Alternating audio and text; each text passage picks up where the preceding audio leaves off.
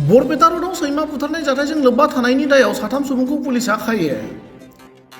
जाथायनि सोमोन्दै मिथिनो हानाय बादिब्ला फिसा आजायनो गोनां मासे बुन्दि सैमाया दाउ अरथारनायनि थाखाय साथाम सुबुङा खास्रि बिस्रियै मासे सैमाखौ बुथारदोंमोन।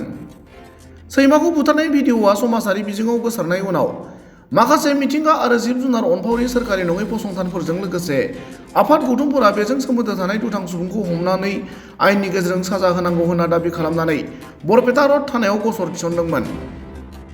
सोरखारि नङै फसंथान आरो आफाद गौथुमफोरनि गसर थिसननाय उनाव बरपेटा रड पुलिस थानायाव 12/2025 नम्बरनि केस रेजिस्टार खालामनानै 3 फेब्रुआरि समबारनि हरावनो पुलिसनि हानजाया संदाननानै बरपेटा पुलिस थाना सिंनि बालाभिटा माथावरि पारानिफ्राय सासे खुदियाजों लोगोसे सानै सुबुंखौ हमनो हायो। सैमा बुथारनायजों सोमोन्दो थानाय हमजानाय सुबुंखौ बालाभिटा माथावरि पार गामिनि 27 बोसोर बैसोनि साहिदुल मिया आरो 60 बोसोर बैसोनि बासु मिया होनना मिथिहोनायजों लोगोसे गुबुन सासेया 18 बोसोर बैसो सिंनि होनना पुलिसनि फारसेनिफ्राय मिथिहोयो। गुबुन फारसेथिं खास्रि बिस्रि सैमा बुथारनाय साथाम दायनिगिरिखौ बरपेटा जिल्ला बिजिरसालियाव नुजाथि होनायनि उनाव आयेननि गेजेरजों दाय फोनांनानै जोबथेसालियाव दैथायहरो होनना मिथिहोदों। बरपेटा रडनिफ्राय पुरन देउरिनि रिपर्ट, समनि रादाब।